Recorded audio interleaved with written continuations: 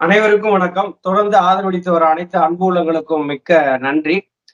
எடப்பாடி பழனிசாமி தொடர்ந்து தான் செய்த தவறுகள மறைச்சு, அந்த பொய்ய பூராத்தையும் உண்மையா பேசிக்கிட்டே வர்றாரு ஒவ்வொரு இடங்களையும். ஒவ்வொரு செய்தியாளர் சந்திப்பிலையும் சொல்றது அவர்தான். தனக்கு தன் மேல எந்த குற்றமும் கிடையாது. ஓபிஎஸ் ஆ திமுகவோடு உறவு வச்சுக்கிட்டு இருந்தாரு. அதனால தான் இந்த கட்சியில மிகப்பெரிய பிளவு ஏற்பட்டது அப்படின்னு சொல்றாரு. இரட்டை தலைமையில அதிமுக நல்லா இயங்கிட்டு இருந்தத ஒற்றை தலைமைக்கு ஆசைப்பட்டு எடப்பாடி பழனிசாமி இந்த கட்சியை பாழ்படுத்திட்டாருன்னு எல்லாத்துக்குமே தெரியும்.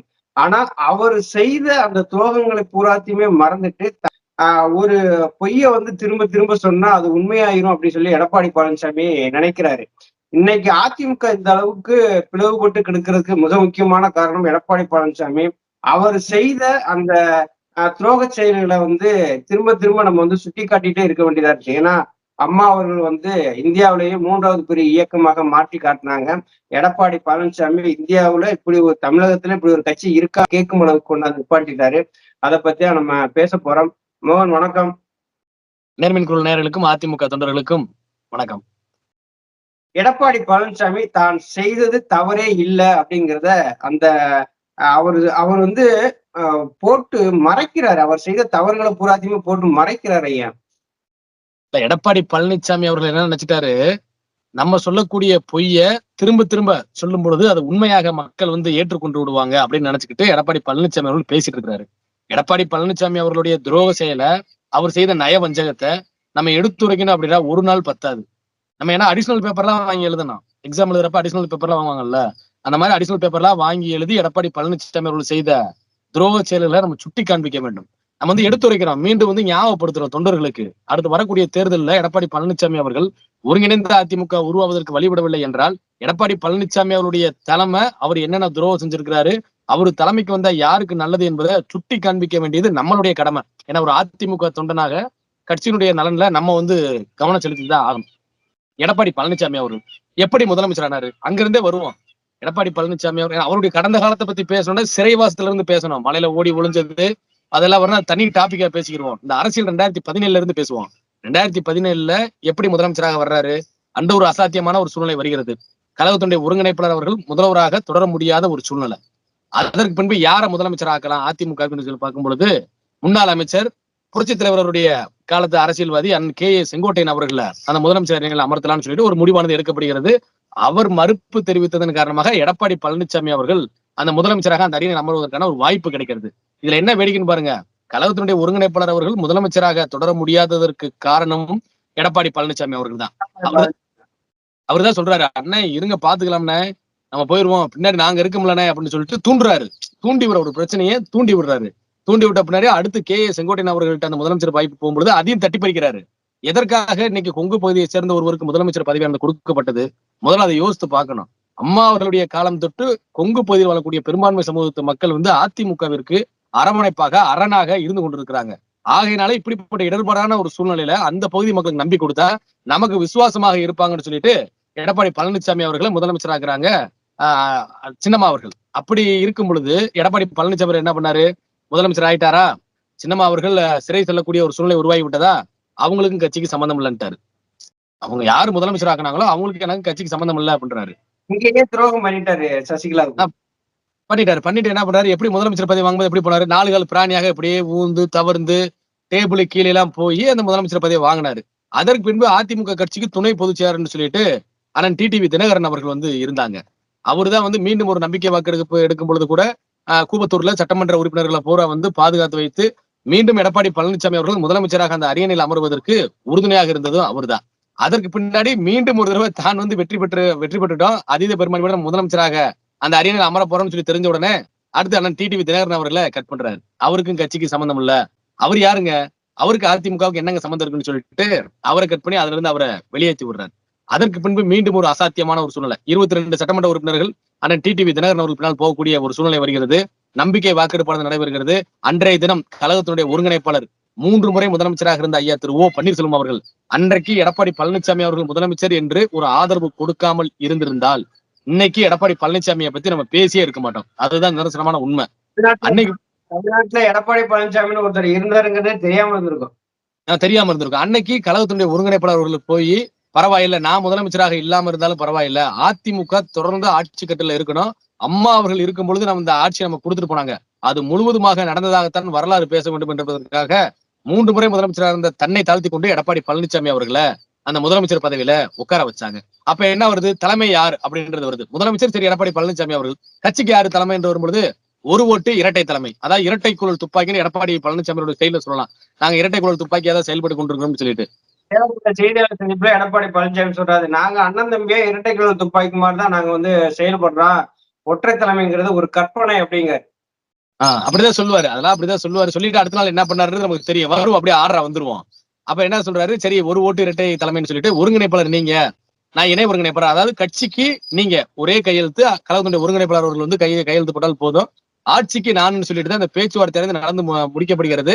கழகத்துடைய ஒருங்கிணைப்பாளர் அவர்கள் அதற்கு சம்மதம் தெரிவித்து சரி ஒருங்கிணைந்த அதிமுக உருவாகிவிட்டது என்று அறிவிக்கிறார். அதற்கு பின்பு இரவோடு இரவாக என்ன பண்ணிடுறாங்க? ஒரு ஓட்டுல இரட்டை தலைமைங்க, அதாவது 2 பேருமே கையெழுத்து போடணும் கட்சிக்கு அப்படின்னு சொல்லிட்டு இவங்களும் அவனுக்கு உருவாக்குறாங்க. ஏன்னா கழகத்துடைய ஒருங்கிணைப்பாளர் அவர்கள் வந்து கட்சி நல்லா இருக்குன்னு நினைச்சிட்டாரு. அப்ப அவர் எதை வேண்டாலும் விட்டு தருவார்ல, எந்த சமரசத்துக்கு வேண்டாலும் வருவார்ல, அவர் அம்மா அவருடைய ஆட்சி தொடரணும் தான் நினைக்கிறாரு.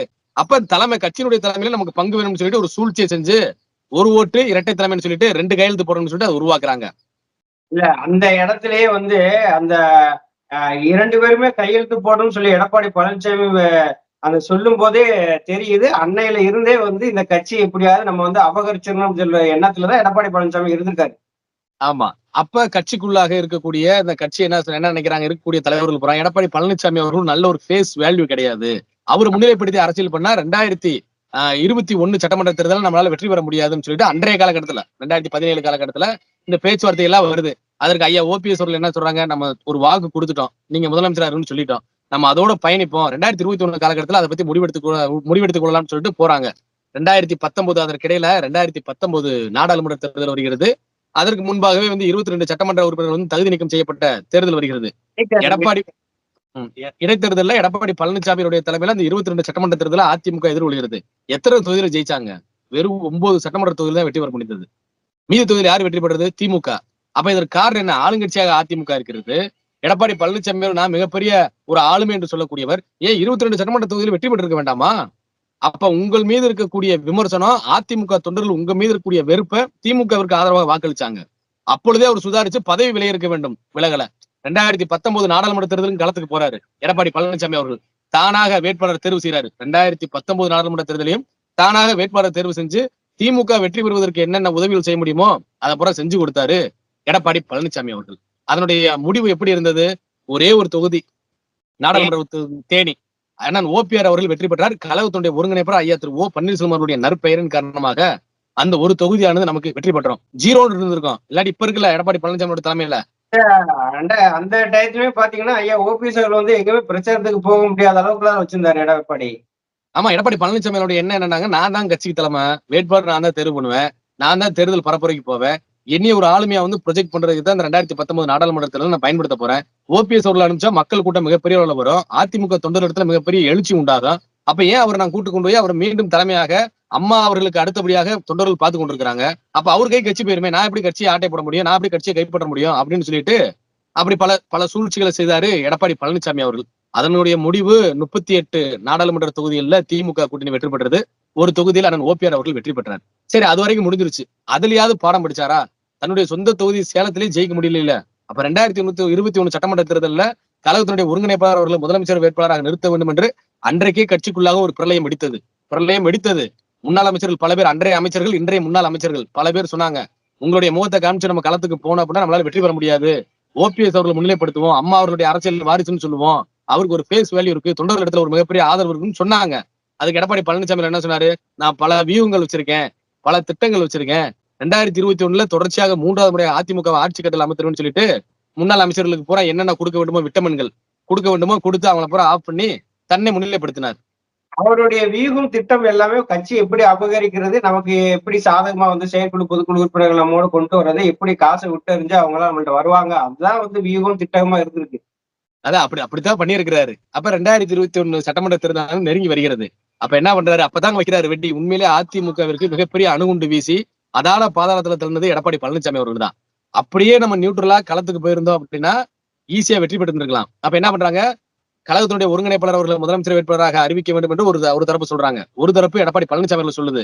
அப்ப கழகத்தினுடைய ஒருங்கிணைப்பாளர்கள் என்ன பண்றாரு, பரவாயில்லைங்க, எடப்பாடி பழனிசாமி அவர்களே முதலமைச்சர் வேட்பாளராக இருக்கட்டும், கட்சிக்குள்ள மீண்டும் ஒரு பிளவு வந்துவிட வேண்டாம்னு சொல்லிட்டு மீண்டும் தன்னை தாழ்த்தி கொண்டு எடப்பாடி பழனிசாமி அவர்களை முதலமைச்சர் வேட்பாளர் என்று அறிவித்தவர் இந்த 3 முறை முதலமைச்சராக இருந்த கழகத்தினுடைய ஒருங்கிணைப்பாளர் என்பதை எடப்பாடி பழனிசாமி அவர்கள் மறந்து விட்டார்.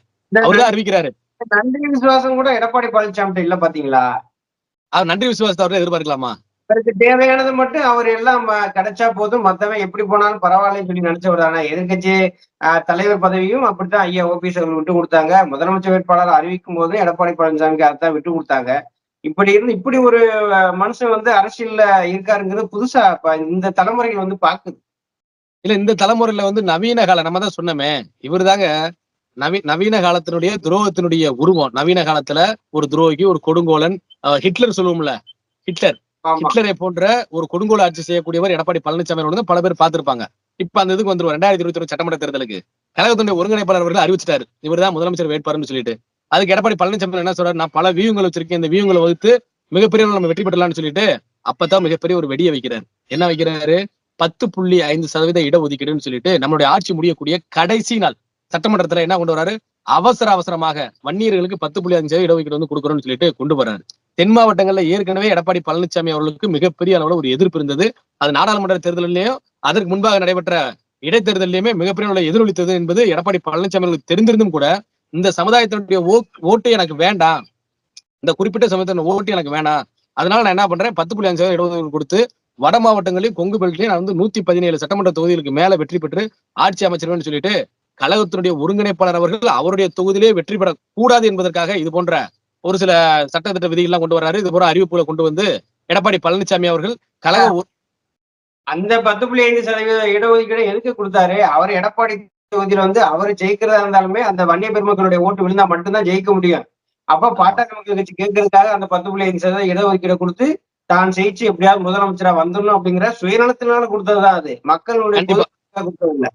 கண்டிப்பா அந்த மக்கள் மீது இவருக்கு அக்கறையோ, அன்போ, பாசமோ, பரிவோ எதுவும் கிடையாது. அது வேற. அப்படிப்பட்ட சூழ்நிலை இது போன்ற ஒரு இடஒதுக்கீடு கொடுத்துட்டாரு. தென் மாவட்டங்கள்ல ஒரு 105 சமூகங்கள் வரைக்கும் இவர் நினைச்சிட்டாரு, ஒரு முக்குளத்தோர் சமுதாயத்தை மட்டும்தான் நம்ம எதிர்த்து பண்றோம்னு சொல்லிட்டு அந்த கேட்டகரியில வரக்கூடிய மத்த பிற சமூகங்கள் பூரா என்ன பண்றாங்க, எடப்பாடி பழனிசாமி அவர்களுக்கு எதிராக திரும்புறாங்க. எந்த இடத்துலயும் அதிமுக பிரமுகர்கள் ஓட்டு கேட்டு போக முடியல, வீதியா ஓட்டு கேட்டு போக முடியாத ஒரு சூழ்நிலை எடப்பாடி பழனிசாமி அவர்கள் உருவாக்கி வச்சுட்டாரு. அப்ப என்ன பண்றாங்க, ஓபிஎஸ் அவர்கள் பிரச்சாரத்துக்கு வெளியில எங்கேயும் போல, அதனாலதான் மிகப்பெரிய அளவில் நாங்க வெற்றி பெற முடியலன்னு சொல்லிட்டு ஒரு பழியை தூக்கி போடுறாங்க. அவருக்கு இந்த சுற்றுப்பயணத்துக்கு போகக்கூடிய அந்த வழிவகைகள் திட்டங்களே அவருக்கு வகுக்கப்படல. அவரு போகணும்னு சொல்லிட்டு இவங்க யாரும் தூண்டல. நான் மட்டும்தான் வருவேன்னு சொல்லிட்டு எடப்பாடி பழனிசாமி அவர்கள் இவர்தான் தமிழ்நாடு பூரா சுத்திட்டு இருந்தாரு. அதனுடைய வெளிப்பாடுதான் 2021 நம்ம அதிமுக ஆட்சியை இழக்கிறோம். ஆட்சியை இழந்துட்டோம். 10.5% இடஒதுக்கீடு கொடுத்து வன்னியர் சமுதாய மக்களுக்கும் துரோகம் பண்ணி தென் மாவட்டத்தில் இருக்கக்கூடிய பெரும்பான்மையான சமூக மக்களை பூரா அதிமுகவுக்கு எதிராக திருப்பி திமுகவை ஆட்சி கட்டில அமைத்திய பெருமை, ஸ்டாலின் அவர்களை முதலமைச்சராக ஆக்கிய பெருமை எடப்பாடி பழனிசாமி அவர்களை தான் சேரும்.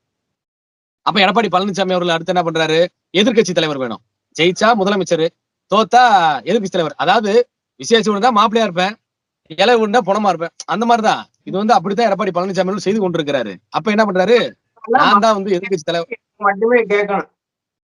ஆமா. அப்ப என்ன சொல்றாரு, எதிர்கட்சி தலைவராக நான் தான் அந்த அரியணையில் அமர்வேன்னு சொல்லிட்டு அடம்பிடிக்கிறாரு.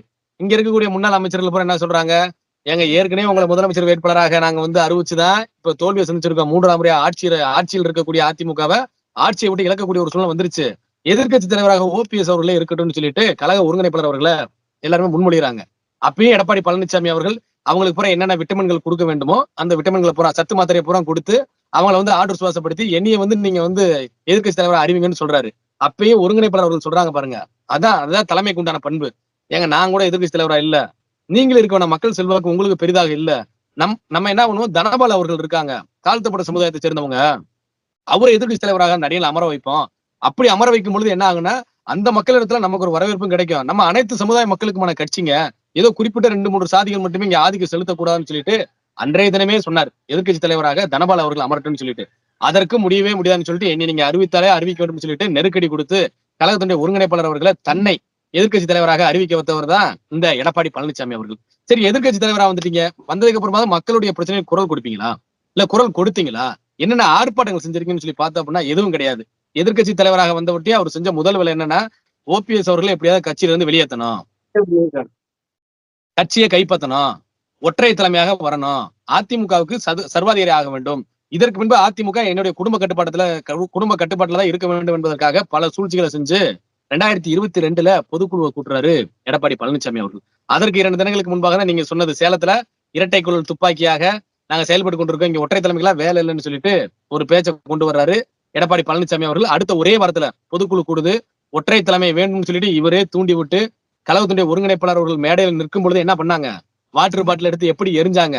இவருடைய தூண்டுதல் காரணமாக தானே 3 முறை முதலமைச்சராக இருந்தவர், அம்மா அவரிடத்தில் அரசியல் பயின்றவர், அம்மா அவருடைய அரசியல் வாரிசாக இருந்தவர், அவர் மீது வாட்டுகள் எடுத்து கொலைவெறி தாக்குதல் பண்றாங்க, அவர் வாகனங்கள் மீது கற்கள் வீசுறாங்க, அவருடைய டயர்கள் கார் டயர்கள் பஞ்சராக்கப்பட்டன. இதெல்லாம் யாருடைய தூண்டுதல் நடந்துச்சு? எடப்பாடி பழனிசாமியோட தூண்டுதல் நடந்துச்சு. இது பேரு வன்மம். அந்த போன்ற வன்ம செயல்களில் ஈடுபட்ட எடப்பாடி பழனிசாமி அவர்கள் அந்த போலி பொதுக்குழுவை கூட்டி, அது பொதுக்குழுன்னு கூட சொல்ல முடியாது, கட்ட பஞ்சாயத்து, ஒரு கட்ட பஞ்சாயத்து மாதிரி உருவாக்கி அந்த கட்ட பஞ்சாயத்துல தன்னுடைய தலைமையை உறுதிப்படுத்த வேண்டும் என்பதற்காக ஒரு அடாவடித்தனம் செஞ்சு ரவுடிகளையும் காலிப்பயல்களையும் உள்ள கூட்டு கொண்டு வந்து இதெல்லாம் பொதுக்குழு செயற்குழு உறுப்பினர்கள் சொல்லிட்டு அன்றைய தினம் நடந்த விஷயம் இன்னைக்கு வரைக்கும் அதிமுக தொண்டர்களிடத்துல மனதுல வடுவாக இருக்கிறது.